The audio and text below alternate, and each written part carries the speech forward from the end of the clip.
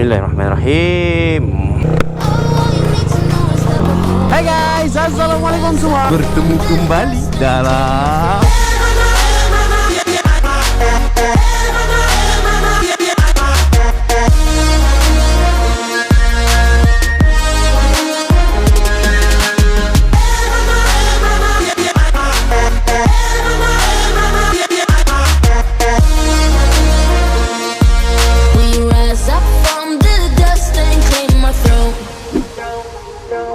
apa khabar korang?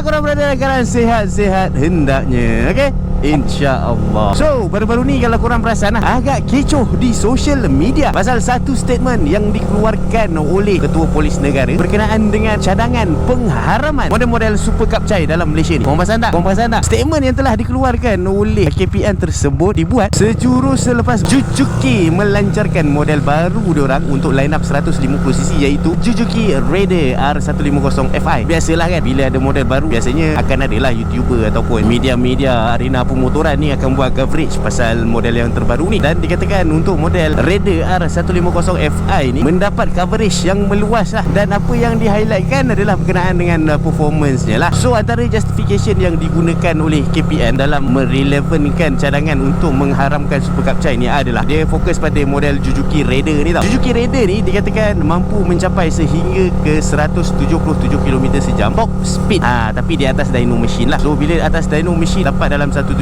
km sejam macam tu, atas jalan mungkin lah boleh pergi ke 16 ke 165, 17 macam tu mungkin. So berdasarkan daripada top speed yang boleh didapati ataupun berjaya dicapai oleh Encik Jujuki Raider tersebut, KPN menyatakan bahawa saja top speed tersebut adalah tidak relevan, memandangkan kita punya had laju kebangsaan yang dekat atas highway tu yang paling boleh pergi laju pun 110 km sejam je. Yang kau nak keluarkan motor yang boleh pergi sampai 16, 17 tu buat apa?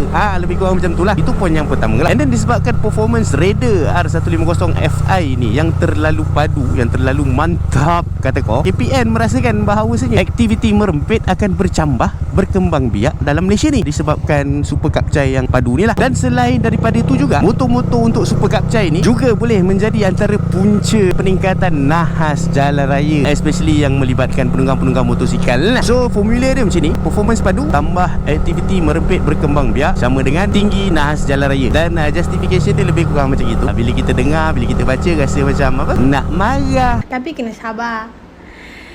Nak marah, rasa nak marah, tapi kena sabar.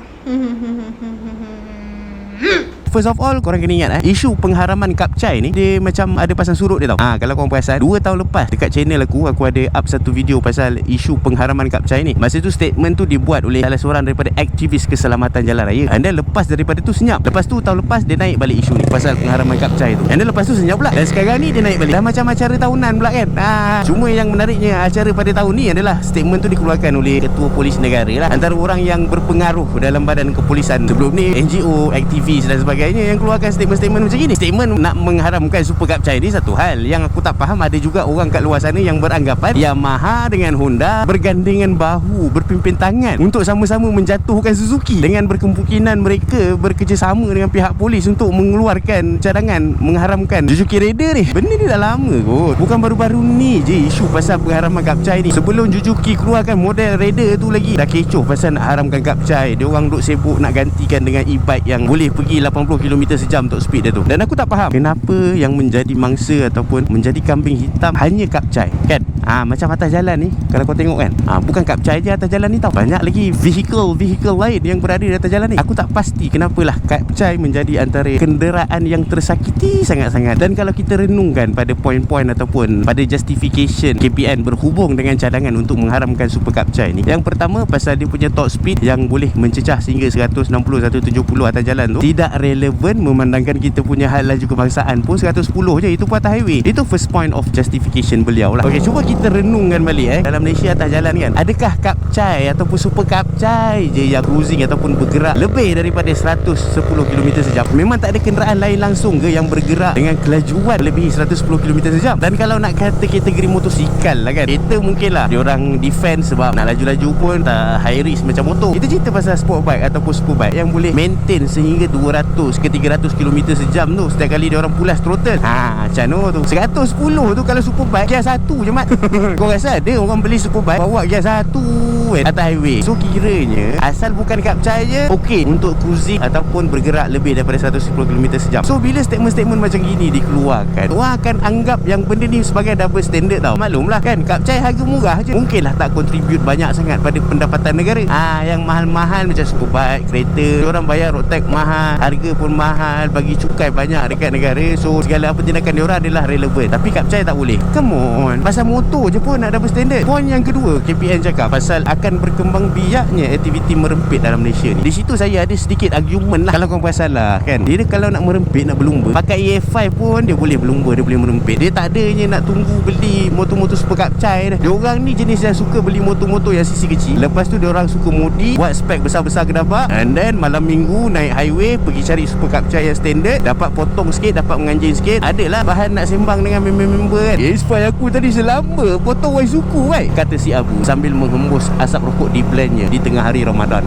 Dia kalau kata pihak-pihak berwajib ni nak membantras ataupun nak kasih cuci habis aktiviti-aktiviti rempit dalam Malaysia, banyak aja alternatif lain selain daripada pengharaman motor-motor ni. Diorang bukan tak tahu kan, pot-pot favourite, timing-timing favourite geng-geng rempit ni beraksi. Bila dah tahu mana pot, bila timing favourite diorang, pacak je lah kot buat operasi. Tapi kena konsisten lah, tak boleh lah nak on off. Kalau kata betul nak bantras besar-besaran ataupun nak cuci kasih habis geng-geng rempit ni, aku tak nafikan lah, memang satu ketika dahulu memang ada motor-motor yang diharamkan untuk dipasarkan dalam Malaysia. Sebagai contoh Honda Nova dengan Yamaha RSK tu kan. Dan kita tengok sejak daripada pengharaman tu, aktiviti rempit tu dapat dibendung sampai ke hari ni ke macam mana? Aku rasa aktiviti rempit dia stick macam itu je. Dia akan rekrut budak-budak baru tiap tahun tau. Ada batch-batch baru. Itu pasal rempit lah. Dan poin yang ketiga, KPN cakap pasal peningkatan nahas jalan raya. Okey, yang ni seronok sikit lah kita nak sembang. Sebab agak dangkal pendapat yang mengatakan super kapcai ni ialah penyebab utama yang menjadi terpaling punca peningkatan kadar nahas jalan raya. Okey lah, aku bagi 4 situasi. Yang pertama, seorang food delivery rider meninggal dunia apabila motor yang ditunggangnya melanggar lubang yang besar di atas jalan. Ada kan kes macam gitu? Nak tanya sikit lah, rider tu dia bawa super kapcai ke? Situasi yang kedua, beberapa orang rider telah didapati mencium bontot kereta tanpa rela walaupun mereka maintain speed 40-50 km sejam je dikala mencelah di tengah-tengah jam, akibat daripada perangai driver yang suka sangat tinggal tombol signalnya dekat rumah bila keluar bekerja. Persoalannya, adakah semua rider-rider yang mencium bontot kereta tanpa rela tu penunggang super kapcai? Yang ketiga, beberapa penunggang motosikal maut setelah disodok oleh sebuah lori ketika mana mereka berteduh di bawah flyover dikala hujan lebat menyimbah dan membasahi bumi. Adakah kesemua mangsa itu rider super kapcai? Dan situasi yang terakhir, tak terkira ramainya mangsa-mangsa yang disodok, yang dilanggar dengan rakusnya oleh mereka-mereka yang mabuk ketika memandu. Persoalannya, adakah kesemua mangsa tu adalah rider super kapcai? 4 situasi ni yang aku boleh katakan yang selalu kecoh dekat social media yang menyebabkan rider-rider accident, kecundang di atas jalan. Kenapa punca-punca yang macam ni dipandang sepi, tak berlaku kan? Dia dipandang tapi sepi, jeleng-jeleng macam itu je. Dan kalau katakanlah super kapcai ni diharamkan, adakah masalah-masalah dalam 4 situasi yang aku cakap tu takkan berulang langsung ataupun berkurang? Boleh jamin tak? Tak boleh punya. Sebab 4 situasi yang aku cakap tadi, dia tidak melibatkan super kapcai semata-mata pun. Betul?